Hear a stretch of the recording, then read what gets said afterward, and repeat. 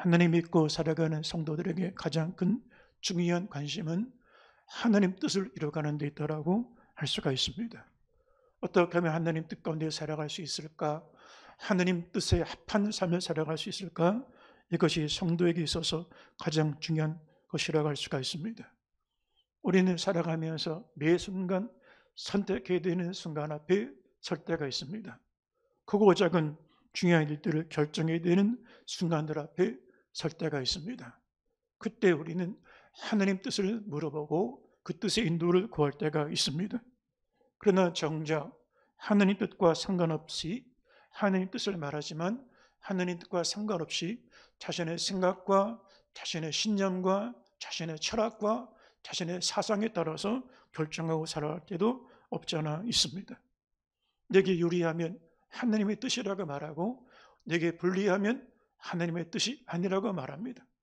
내가 원하는 대로 소원대로 이루어지면 하나님 뜻이라고 말하고 내 원하는 소원대로 이루어지지 않으면 하나님 뜻이 아니라고 말합니다. 그러나 하나님 뜻대로 살아갈 때 내가 원하는 대로만 이루어지는 것이 아니라 때로는 고통과 시련, 아픔과 상함, 우리가 원치 않은 고통의 시간들을 겪을 때도 있는 것입니다. 성경에 하나님이 함께하는 사람 요셉은 가족에게 버림을 당하고 노예로 팔리게 되었습니다. 형님들에게 이복 형들에게 팔림을 당하고 노예 생활을 합니다. 그리고 억울한 누명을 쓰고 감옥에 들어가 죄수의 신분으로 지냅니다. 그런데 성경이 희한한 말씀을 합니다. 하나님이 함께 하시니 요셉이 형통한 자가 되었더라. 요셉이 믿음이 부족해서 하나님 뜻을 정반대로 불순종해서 이런 일을 겪은 것이 아니라는 것입니다. 하나님 뜻대로 살았던 요셉인데 하나님이 함께했던 요셉인데 이런 어려운 시련들을 겪는 것을 볼 수가 있는 것입니다. 다윗도 마찬가지입니다. 하나님 마음에 합한 사람 다윗 10년 동안의 광야에서 짐승처럼 도망자 인생을 살아만 있었습니다.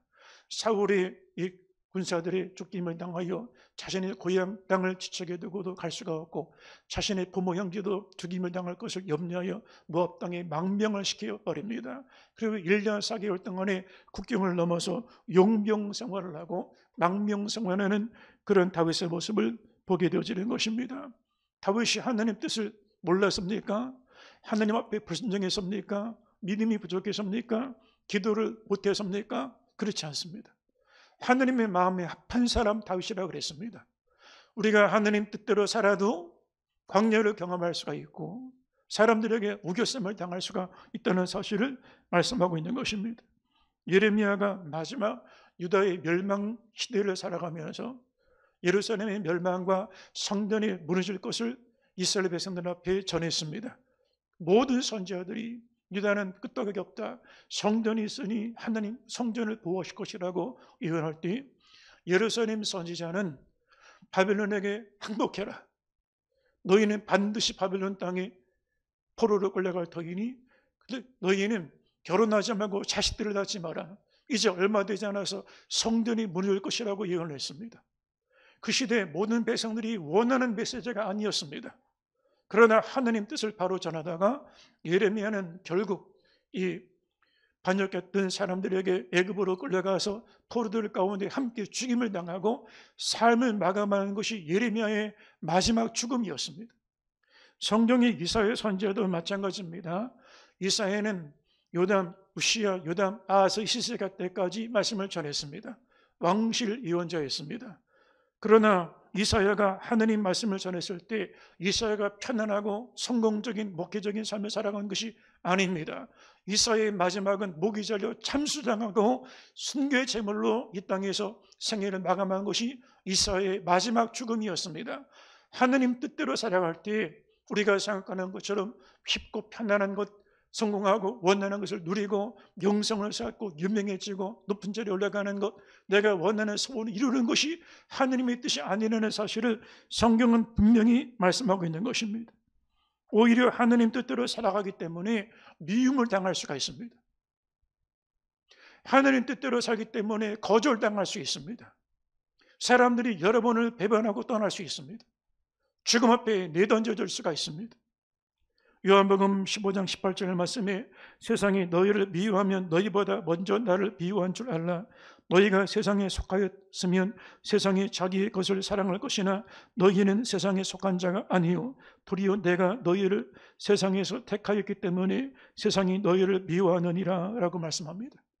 만일 우리가 세상 사람들 가는 대로 같이 가고 같이 먹고 같은 것을 바라보고 살았으면 세상이 우리를 미워할 것이 아니지만, 너희는 세상에서나 세상에 속한 자가 아니요 그리스도께 속한 자요 예수님께 속하였기 때문에 세상이 우리를 미워할 수가 있다는 것입니다. 하나님 뜻대로 살다가 미움을 당할 수가 있다는 것입니다. 고통과 아픔과 상처를 겪을 수가 있습니다. 무릇 그리스도 예수 안에서 경건하게 살고자 하는 자는 핍박을 겸하여 받으리라. 대충대충 믿으면 핍박이 없습니다. 직장에서 세상 사람과 똑같이 말하고 똑같이 먹고 마시면 아무 말 하지 않습니다. 그러나 경건하게 믿고 제대로 믿으려고 하면 당신만 예수 믿냐? 나도 왕년에 다 교회 다녀봤다.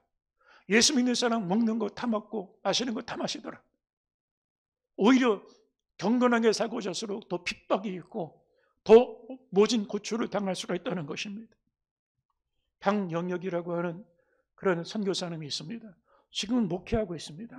그런데 직장인 선교회 BBB라고 하는 단체에 그가 이끌었던 평신도 지도자였는데 은행 지점장이었습니다. 그런데 은행 지점장인데 실적에 따라서 승진 고가가 달라지게 되었습니다. 그런데 가장 어려운 험지 발령을 받았습니다. 여기는 고객들이 없습니다. 늘 항상 꼴찌에 있는 그런 지점에서 지점장을 하게 되었습니다. 그런데 한 번은 임원진들과 지점장들이 다 모여서 술 파티를 하는데 술잔이 계속 넘어옵니다. 그런데 방영혁 지점장 앞에 이 술잔이 오는데 방영혁 지점장이 마시지 않는 거예요. 나는 하나님 믿기 때문에 난 할 수가 없습니다.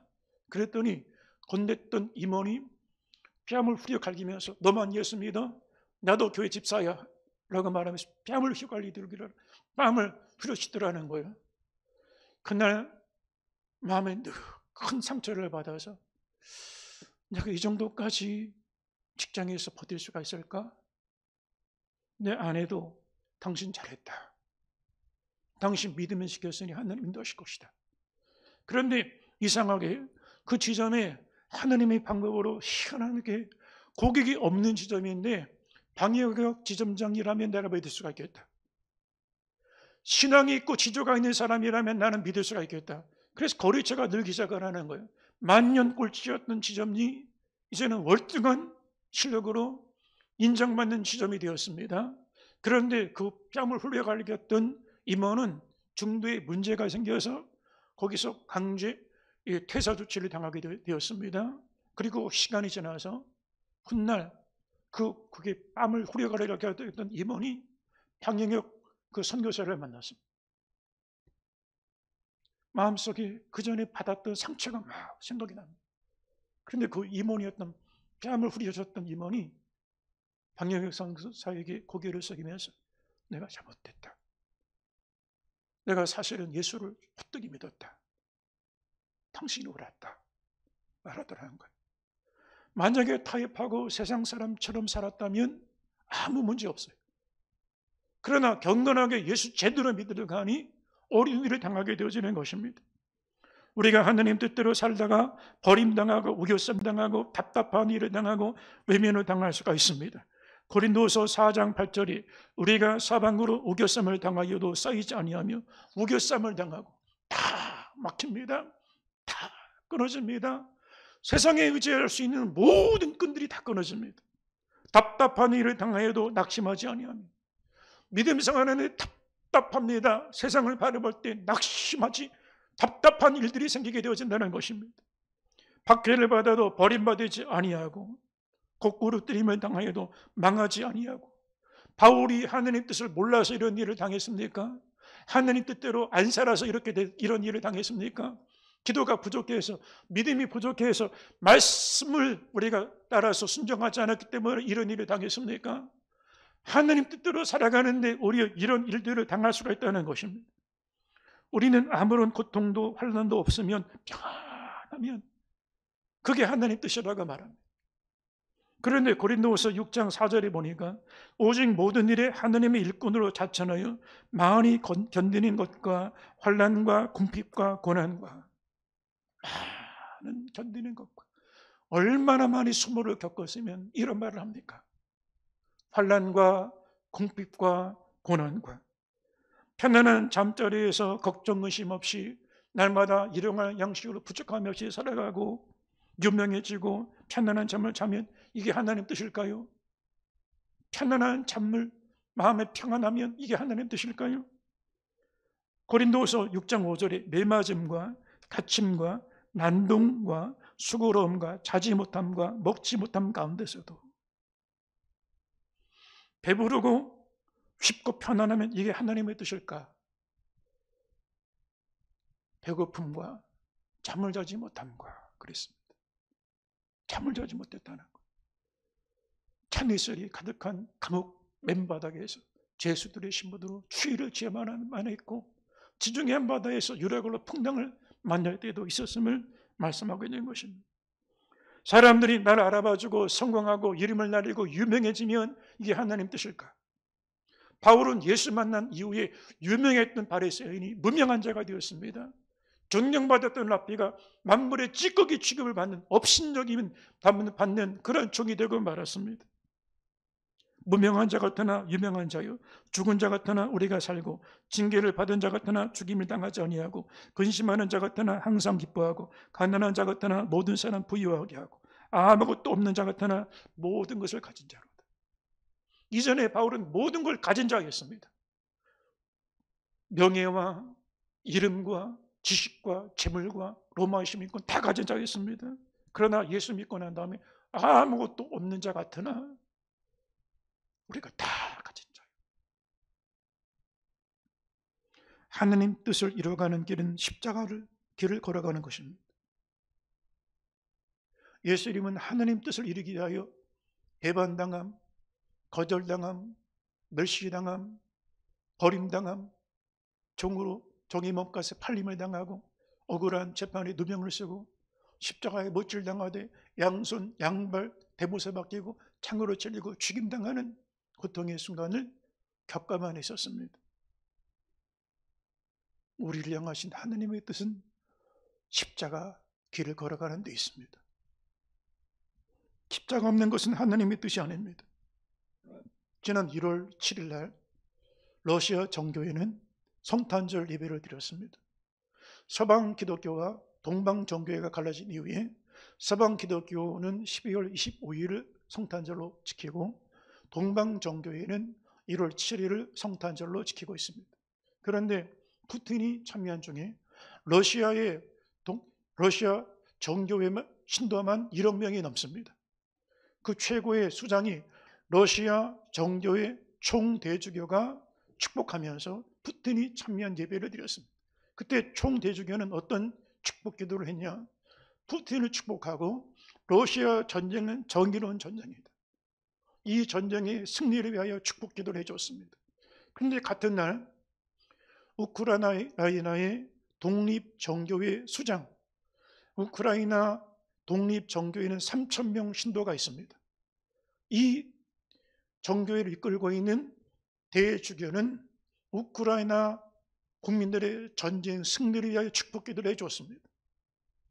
똑같은 성탄절 예배를 드리고 똑같은 주교의 성직자들이 한 나라의 대통령에 참여한 중에 예배를 드렸는데 어떤 예배가 하나님의 뜻 가운데 합한 예배입니까? 어떤 기도에 하나님이 응답해 주셔야만 합니까?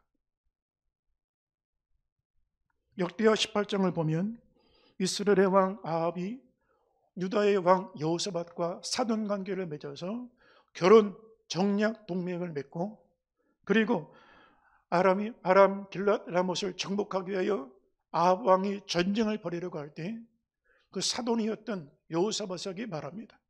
우리가 지금 아람 땅을 정복을 하려고 하는데 당신이 함께 하겠습니까? 여호사밧은 하나님을 경외 안 했던 인물입니다. 그런데 여호사밧이 이렇게 말합니다. 당신과 나는 하나요. 이 전쟁에 우리도 함께 하겠습니다. 아합이 전쟁터에 나가려고 하니 여호사밧은 먼저 출전하기 전에 하느님 앞에 묻기를 원합니다. 여기에 하느님 뜻을 물어볼 만한 선지자들이 있습니까? 그래서 아합이 선지자들을 불러들이는데 시드기야를 중심으로 400명의 선지자들이 모였습니다. 그리고 우리가 아람과 전쟁을 하러 올라가랴 올라가지 말 것이냐, 이걸 묻게 되어집니다. 그런데 모든 선지자들이 하나같이 아합 왕 만세를 부르고 길랏 라못으로 올라가소서, 하나님이 왕의 손에 길랏 라못을 넘겨줄 것입니다라고 축복 기도를 해줍니다. 그런데 여호사밧의 아직 마음에 믿음의 확신이 없어서 아합에게 말합니다. 여기 다른 선지자는 없습니까? 아합이 하는 말이, 내가 싫어하는 선지자인 사람이 있는데 항상 나에게 좋은 예언해 주는 게 아니라, 내가 듣기 편한, 즐길 수 있는 기쁨이 주는 설교하는 게 아니라 늘 부담이 되는 설교하는 사람, 내가 싫어하는 선지자가 한 사람이 있는데 미가엘이라는 선지자가 있다. 여호사밧이 이렇게 말합니다. 그런 왕은 그런 말하지 말고 미가엘 선지자를 불러다가 다시 하나님 뜻을 물어보게 해달라고 요청을 합니다. 그래서 사자들을 보니 미가엘 선지자를 불러들였더니 사마리아 광장에 아합과 여호사밧이 그 보좌 위에 앉아있고 모든 선지자들이 그 똑같은 예언을 합니다. 길랏 라못으로 올라가서서 하나님이 왕의 손에 아람 땅을 손에 붙이실 것입니다. 그리고 그 중에 리더였던 시드기야라고 하는 그 선지자는 철로 뿔을 만들어서 아합 왕에게 보이고, 여호와께서 이 철불로 이들을 진멸시킬 것입니다. 왕은 반드시 승리할 것입니다라고 축복하는 예언을 해줍니다. 그런데 미가엘을 부르러 갔던 사자가 미가엘을 데려오면서 이렇게 말합니다. 모든 선지자가 다 한결같은 예언합니다. 이 전쟁이 길할 것이다, 이 전쟁이 이길 것이라 얘기하니 당신도 좋은 게 좋은 거니까 왕이 듣기 원하는 설교를 해 주십시오라고 부탁을 합니다.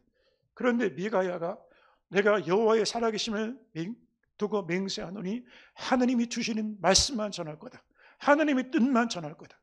그리고 미가야가 하나님 앞에 기도하니 주께서 미혹의 영들을 거짓 선지자들에게 보내 아합을 사지로 끌고 가는 환상을 보게 되고 이런 예언합니다. 내가 보니 여호와께서 이스라엘의 목자를 치시니 목자를 잃어버린 양떼처럼 이스라엘 백성들이 흩어질 것이다. 그리고 주인을 잃어버린 그 백성들처럼 각각 그들의 집으로 흩어져 돌아가게 될 것이다. 이 전쟁에 패배할 것을 예언하는 것입니다. 대세가 400명이 다 그렇다고 하는데 미가야는 아니라고 전하는 것입니다. 여러분, 그때 시드기야가 미가야 앞에 나와서 선지자의 뺨을 후려칩니다. 지금 설교하는 목회자의 뺨을 후려치면서 어디서 이런 거짓된 메시지를 전하냐, 여호와의 영이 나를 떠나서 언제 너에게 들어갔냐, 이런 예언, 쓸데없는 예언하지 말아라고 말합니다. 그런데 미가야가 내가 오늘 골방에 들어가 숨을 때에 이 일이 이루어질 것을 보게 되리라. 모든 사람들이 축복을 전할 때 미가야는 아합 왕을 향한 하나님의 심판을 전했습니다. 아합의 관심은 전쟁이 이기고 지는 데 있었습니다. 그러나 하나님의 관심은 아합의 전쟁에서 이기고 지는 데 있는 게 아니라 아합이 믿음 안에 서 있는가, 하나님 뜻 가운데 서 있는가, 거기에 더 관심을 두셨다는 사실을 성경은 말씀하고 있는 것입니다.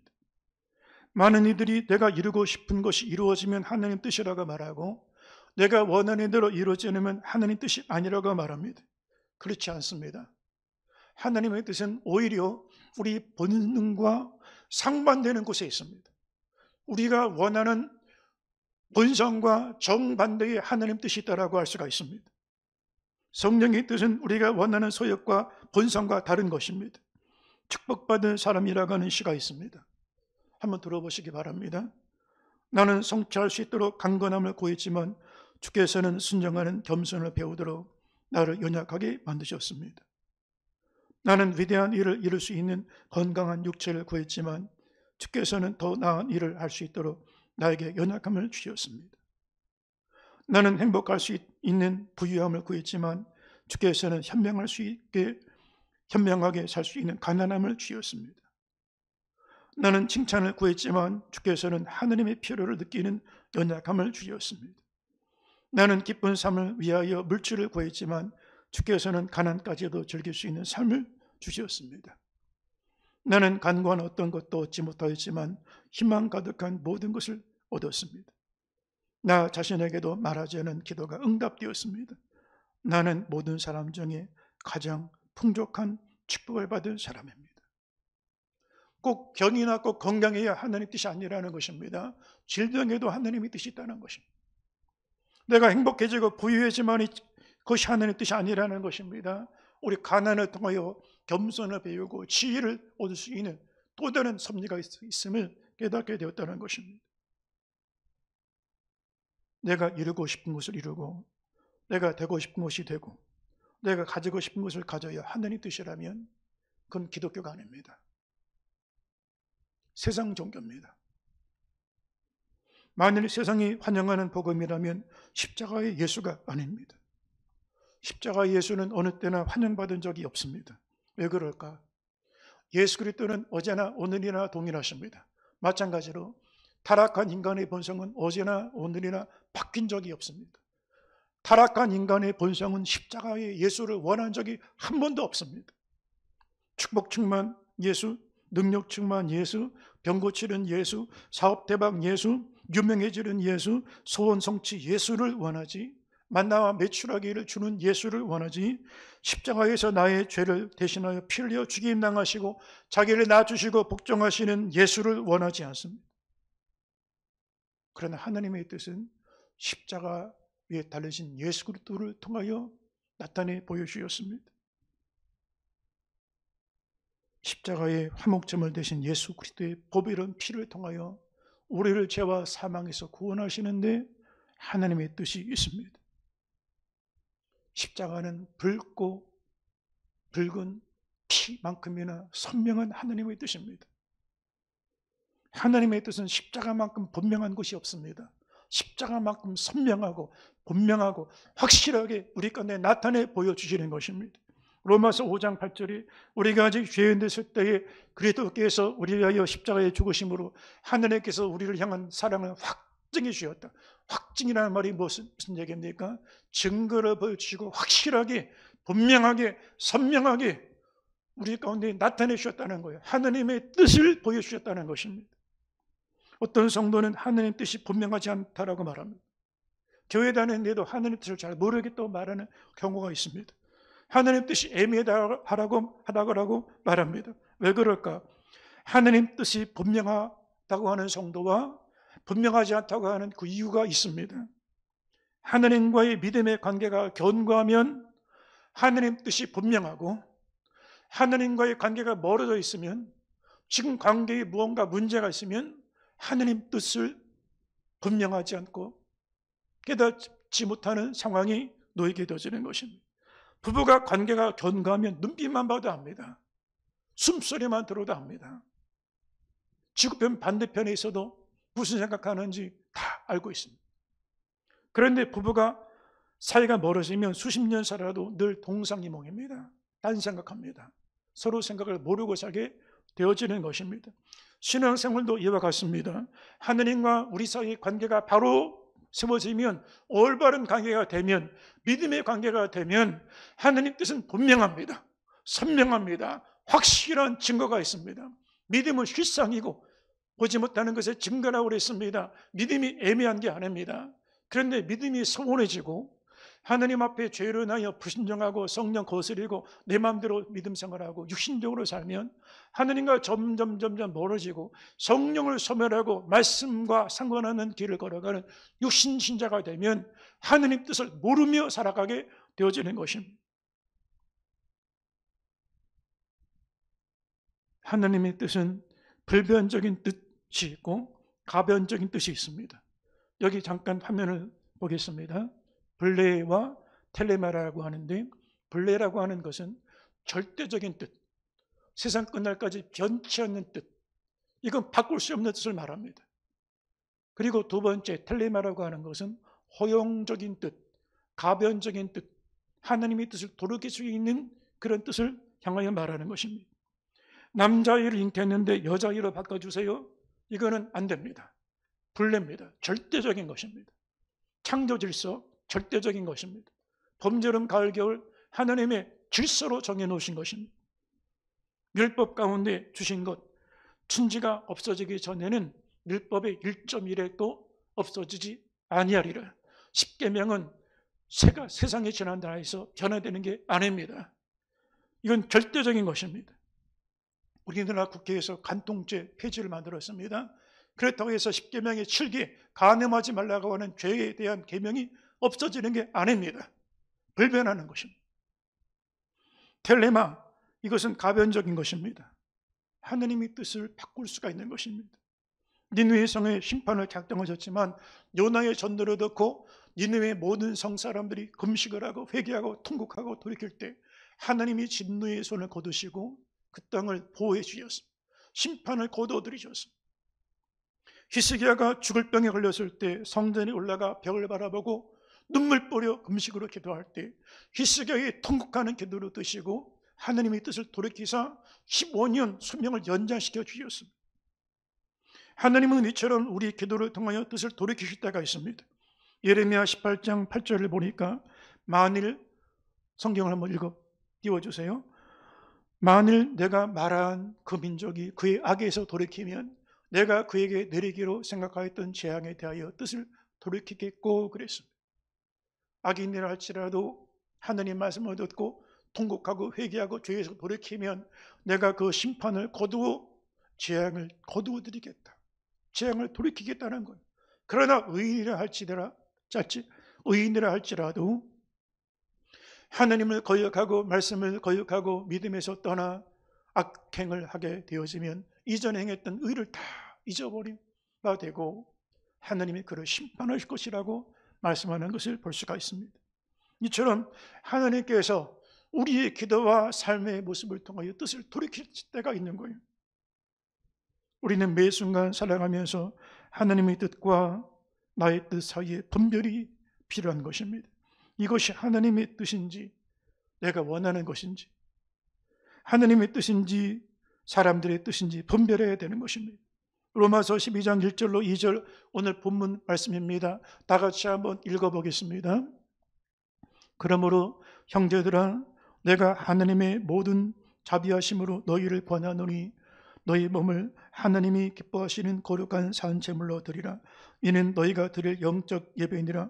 너희는 이 세대를 본받지 말고 오직 마음을 새롭게 함으로 변화를 받아 하나님의 선하시고 기뻐하시고 온전하신 뜻이 무엇인지 분별하도록 하라.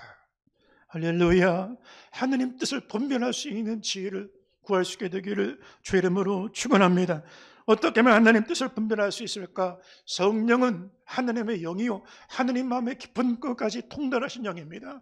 그러므로 성령의 인도를 쫓아 살아가야 하나님 뜻을 분별하게 되어지는 것입니다. 육으로 난 것은 육이요 영으로 난 것은 영인 것입니다. 육체의 사람은 육체의 생명밖에 없고 성령으로 거듭난 사람에게는 하나님의 생명이 있는 것입니다. 육체의 사람은 육체의 생각과 육체의 감각에 따라 살아갑니다. 육체의 이성과 논리에 따라서 생각하고 판단합니다. 그러나 영에 속한 사람, 성령의 사람은 하나님의 영으로 생각을 하고 하나님의 영으로 인도받아 살아가게 되어지는 것입니다. 여러분 휴대폰을 사용하다 보면 잘 터지는 소통되는 지역이 있고 터지지 않는 지역이 있습니다. 불통 지역이 있습니다. 육체의 사람은 영적인 채널이 끊어진 사람입니다. 그러므로 하나님에 속한 것, 영적인 세계, 내세에 속한 것, 진리와 거룩과 사랑과 생명에 속한 것을 알지 못하게 되어집니다. 영적인 소통을 할 수 없게 되어지는 것입니다. 하나님 뜻을 분간하지 못하게 되어지는 것입니다. 니고데모가 이스라엘의 선생이요 관원이요 랍비지만 예수께서 내가 거듭나야 되겠구나, 다시 태어나야 되겠구나 라고 말씀할 때 그가 가진 이성과 합리와 논리와 유대교의 모든 경험과 교리를 가지고도 이해가 되지 않았습니다. 어떻게 이 늙은 나이에 어머니 모태 속에 들어갔다가 어떻게 다시 태어나라는 말입니까? 거듭남의 이 복음이 이해가 되지 않는 것입니다. 성령으로 거듭난 사람만이 영적인 세계, 내세에 속한 것, 천국과 지옥, 의의 심판, 다시 오실 그리스도, 십자가의 진리와 영생에 이르는 복음에 대하여 깨달아지고 영이신 하나님과 소통하고 성령의 인도를 받아 살아가게 되어지는 것입니다. 하나님의 뜻은 우리 본능과 우리 본성과 배치된 가운데 있습니다. 오히려 하나님의 뜻은 우리 본능을 거스립니다. 갈라디아 5장 16절 말씀을 보니까 갈라디아 5장 16절에 내가 이르노니 너희는 성령을 따라 행하라 그리하면 육체의 욕심을 이루지 아니하리라. 육체의 소욕은 성령을 거스리고 성령은 육체를 거스리나니 이 둘이 서로 대적하므로 너희가 원하는 것을 하지 못하게 하려 함이니라 라고 말씀하고 있습니다. 육체의 본성, 이것과 성령의 뜻이 거스린다는 것입니다. 충돌한다는 것입니다. 인간의 본능, 인간의 정욕, 인간의 야심, 인간의 욕심, 육체의 욕심과 하나님의 뜻은 반드시 충돌한다는 사실을 성경은 말씀하고 있습니다. 육체의 사람은 자기 본능대로 살려고 합니다. 뭘 먹을까, 뭘 마실까, 뭘 즐길까. 육신의 정욕, 안목의 정욕, 이성의 자랑, 보암직하고 먹음직하고 지럽게 할 만큼 탐스럽게도 한 육체의 말초적인 감각, 육체의 이성, 육체의 논리, 육체의 상식에 따라 살아갑니다. 그러나 성령의 소욕은 우리의 육체의 본성과 반하는 것이라고 말씀하고 있습니다. 성령에 속한 사람은 무엇을 먹고 마시는가의 뜻이 있는 게 아닙니다. 먹든지 마시든지 하나님 영광을 위하여 살든지 죽든지 우리 중에 살아도 자신을 위하여 사는 자가 없고 죽어도 자신을 위하여 죽는 자가 없나니 우리가 살아도 주를 위하여 죽어도 주를 위하여 사나 죽으나 주님을 위하여 살아가게 되어지는 것이 하나님의 뜻에 분간하며 살아가는 영적인 신자들의 삶이라고 할 수가 있는 것입니다. 하나님의 뜻은 사람들의 뜻과 배치되는 가운데 있습니다. 다수의 뜻이 하나님의 뜻이 아닙니다. 여러분, 민주주의 사회의 가장 맹점은 뭐냐? 다수결이 진리라고 믿는 것입니다. 우리나라가 대통령 선거할 때 투표합니다. 다수결로 다득표자가 대통령이 됩니다. 그런데 여러분, 이 다수결의 맹점이 뭐냐? 우리나라 역대 대통령 선거 중에 과반수를 넘은 대통령은 박근혜 대통령밖에 없습니다. 노태우 대통령 36%, 김영삼 41, 김대중 40, 노무현 48, 이명박 48, 문재인 41, 윤석열 대통령 48%였습니다. 과반이 넘지 않는데 다수결 때문에 대통령이 됐습니다. 그럼 모든 결정을 대통령이 결정해버리게 되었습니다. 민주주의의 함정이 여기에 있는 것입니다. 그런데 여러분, 교회마저도 세상은 그렇다 치고 교회는 하나님 뜻을 이루기 위한 공동체가 아닙니까? 근데 교회 안에도 민주주의를 말하는 사람도 있습니다. 다수결로 우리가 투표해보면 좋겠다. 이스라엘 백성이 가데스 바네아에서 공동회의를 열고 결의를 합니다. 가나안 땅에 갈 거냐, 애굽으로 돌아갈 거냐. 사실 이것은 물어볼 필요가 없습니다. 모세를 통해 가나안으로 올라가라. 가나안 땅을 약속의 땅으로 줄 거다. 그래서 출애굽하고 나오지 않았습니까? 40년을 기다리지 않았습니까? 그런데 그 가데스 바네아에서 불신앙의 정탐꾼들의 보고를 듣고 여호와가 우리를 죽이려고 여기까지 인도했다. 우리가 다른 지휘관을 세워서 애굽으로 돌아가자. 투표를 결정하죠. 결국 투표했습니다. 200만 백성 중에 99.99%가 다 가편 투표를 했습니다. 그리고 결의하고 애굽으로 돌아갈 결심을 합니다. 그리고 광야에서 결국 죽임당하게 되었습니다. 투표로 물을 게 아닙니다. 이미 하나님의 뜻은 정해진 것이었습니다. 가나안 땅으로 가라. 그 거인이 우리 밥이 될 거다. 믿음으로 가야 되는 것이 그들의 하나님의 인도를 구할 것이 그들의 모습이었지만 믿음의 결정을 하지 않았습니다. 투표로 결정했습니다. 예수님의 빌라도 법정에서 마지막 십자가 판결하는 자리 군중들과 모든 시민들은 예수를 십자가에 못 박으셔서 그의 피를 우리와 우리 자손들에게 돌리셔서 6월절을 지키러 나왔던 200만이 다 똑같은 저주를 했습니다. 다수결이 진리가 아닙니다. 투표가 진리가 아닙니다. 하느님 말씀 앞에 서서 교회 뜻을 따라 인도받는 것이 교회라고 할 수가 있는 것입니다. 하느님의 뜻은 세상의 뜻과 다른 데 있습니다. 세상은 대세라고 말합니다. 대세가 다 그렇다. 그러면 거기 같이 따라가야 된다고 말해요. 유행에 따라가야 된다고 그래요. 흐름에 따라가야 된다고 그래요. 여러분, 월드컵이 한참 우승하고 승리할 때는 감독이 막 영웅처럼 올라갑니다. 그런데 갑작스럽게 경기에서 패배하거나 그 결과가 주저하면 그 영웅 대접 받았던 그런 국민 영웅이었던 감독들이 다 서늘하게 낙마했던 것을 볼 수가 있습니다. 대세라는 것이 한순간에 바뀔 수가 있는 것입니다. 일약 스타가 되었다. 하루아침에 스타가 됐다. 대세를 이루는 스타라고 말합니다. 근데 그 스타가 하루아침에 몰락하고 사라지는 스타가 될 수가 있습니다. 교회는 하느님 뜻 가운데 살아가는 성도는 대세에 따라가는 게 아닙니다. 남대천의 연어떼들은 물결에 따라 떠내려가지 않습니다. 죽은 연어들은 물살에 따라 떠내려갑니다. 그러나 살아있는 연어들은 물살을 거스려 역류해서 거꾸로 올라갑니다. 죄악의 파도가 휩쓸려 가는 대로, 유행의 물결에 가는 대로, 사람들의 여론이 가는 대로, 대세가 가는 대로, 직장의 분위기가 가는 대로 거기 휩쓸려 가는 게 아닙니다. 거스려 가는 것입니다. 다니엘이 온 세상이 다 느부갓네살을 신으로 섬깁니다. 신의 음식을 먹습니다.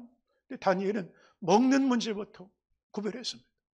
거룩한 기도의 자리를 포기하지 않았습니다.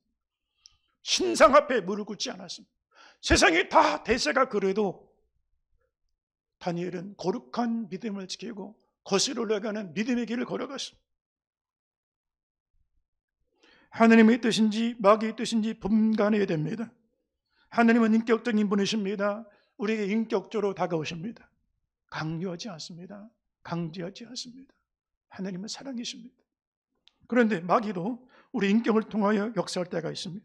우리 생각, 우리 감정, 우리 마음속에 거짓된 생각과 거짓된 감정을 심어놓고 따라가게 만들어버립니다. 마귀의 뜻은 마귀의 속성과 일치합니다. 마귀는 거짓 영입니다. 마귀는 파괴하는 영입니다. 마귀는 분열시키는 영입니다. 이간시킵니다. 과거를 자꾸 말합니다. 참소하는 영입니다. 그리고 틈을 만들고 서로 불신하게 만들어버립니다.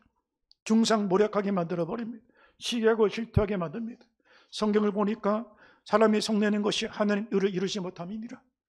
성내는 거 마귀에게 속는 것입니다. 결계 버리는 거 이건 마귀한테 속는 것입니다. 이제는 너희가 헛하나 자랑을 하나 그러한 자랑도 다 간 것이라. 자랑하는 것 마귀에게 속는 것입니다. 하나님이 이루신 것인데 왜 우리가 자랑합니까?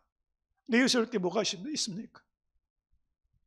분을 내어도 죄를 품지 말고 해가 지도록 분을 품지 말고 마귀에게 틈을 주지 마라. 여러분 예수 믿다가 정말 마음이 아플 때가 있어요. 그러면 왜 분노가 안 나오겠어요? 분노가 나오는데 해를 넘기지 마라. 하루를 넘기지 말라는 거. 그날 다 풀라는 거예요. 부부간에 싸웠으면 아무리 대판 싸웠어도 그날 다 용서하고 사과하라는 거예요. 그렇지 않으면 마귀에게 틈을 내어준다는 거예요. 마귀 역사인지 성령 역사인지 열매를 보아 알 수가 있는 것입니다. 우리 성도들은 말씀 안에 분별할 수 있게 되기를 주의 이름으로 축원합니다. 하나님의 뜻은 내가 원하는 것과 큰 차이가 있습니다. 사업이 잘 되면 하나님 뜻이고 안 되면 하나님 뜻이 아닙니다. 건강하면 하나님 뜻이고 병들면 하나님 뜻이 아닙니다. 전쟁 이기면 뜻이고 지면 하나님 뜻이 아니라고 하는 것이 하나님의 뜻이 아니라고 말합니다. 그렇지 않습니다. 일이 잘 되고 못 되는 게 중요한 게 아닙니다. 믿음이 중요한 것입니다. 할렐루야. 전쟁이 이기고 지는 게 중요한 게 아닙니다. 믿음이 중요한 것입니다. 남북 전쟁 당시 링컨 대통령, 링컨이 전쟁을 지휘할 때 그 참모가 와서 지금 이 전쟁에 하나님 우리 편이 되게 해달라고 다 기도하고 있습니다. 그때 링컨이 이런 얘기를 했다는 것입니다. 하나님이 우리 편이 되게 해달라고 기도하지 말고 우리가 하나님 편이 되게 해달라고 기도하십시오. 우리가 믿음 안에 바로 서기 위하여 기도하십시오. 전쟁의 결과를 놓고 기도하지 말고 믿음을 가지고 설 수 있도록 기도하십시오. 가나안 땅에 얻고 가나안 땅에 들어가고 못 들어가는 게 중요한 게 아닙니다. 유명해지고 무명해지는 게 중요한 게 아닙니다. 승진하고 그렇지 못한 게 중요한 게 아닙니다. 교회가 건물을 짓고 짓지 못하는 게 중요한 게 아닙니다. 건물 짓고 교회가 쪼개지고 경매 넘어간 교회도 많습니다. 교인이 늘어나고 주는 게 중요한 게 아닙니다. 믿음 안에 하나님 뜻 가운데 있는가가 중요한 것입니다. 세상 살다 보면 하나님 뜻대로 살아가도 질병도 겪을 수가 있고 가난도 겪을 수가 있고 핍박도 환난도 겪을 수 있습니다. 그러나 이런 일 저런 일 당해도 그래도 감사하고, 그래도 믿음으로, 그래도 기뻐하고 살아갈 수 있는가, 주의 말씀 가운데 살아갈 수 있는가가 더 중요한 것입니다. 부부가 살다 보면 어떻게 좋은 날만 있겠습니까? 좋을 때도 있고 어려울 때도 있습니다. 잘 될 때도 있고 안 될 때도 있습니다. 성공할 때도 있고 어려움을 당할 수도 있습니다. 그래도 부부간에 중요한 것은 일이 잘 되고 못 되고 돈을 벌고 못 벌고가 중요한 게 아니라 사랑하는 것이 중요한 것입니다. 믿음으로 사는 게 중요한 것입니다. 우리의 삶 가운데 잘 되고 못 되는 게 중요한 게 아닙니다. 이루어지고 안 되는 게 중요한 게 아닙니다. 그래도 하나님 사랑하고 하나님 믿고 내가 위기성을 당하든지 답답한 일을 당하든지 거꾸로 들임을 당하든지 십자가 붙잡고 하나님 저는 이 길을 가겠습니다. 금년 안에 고난이 온다 할지라도 사람들에게 어려운 일을 당한다 할지라도 상처를 내가 받는다 할지라도 업신적임을 당한다 할지라도 하나님 저는 십자가가 하나님 뜻인 줄 알고 믿음으로 감사하며 즐거이 십자가 길을 걸어가겠습니다. 이 자리에 있는 저와 여러분이 하나님 뜻 가운데 살아가는 신실한 하나님의 성도들이 되시기를 주의 이름으로 축원합니다. 우리 함께 통성으로 기도드리겠습니다. 거룩하신 아버지 하나님, 새해를 시작하면서 새로운 계획과 목표를 정하고 수많은 선택해야 될 때, 결정해야 될 때가 있습니다. 일이 잘 되고 못될 때마다 일비하는 그런 신앙이 아니라 성공하고 실패하는 것이 중요한 것이 아니라 내가 어떤 형편에 있든지 십자가 길을 하나님 뜻으로 알고 믿음으로 하나님을 사랑하고 믿음으로 주님을 의지하고 믿음으로 하나님과 더불어 동행하고 성령의 인도를 받고 살아가는 하나님 뜻을 이루어가는 거룩한 성도를 되어지도록 축복하여 주시옵소서. 예수님의 이름으로 기도합니다.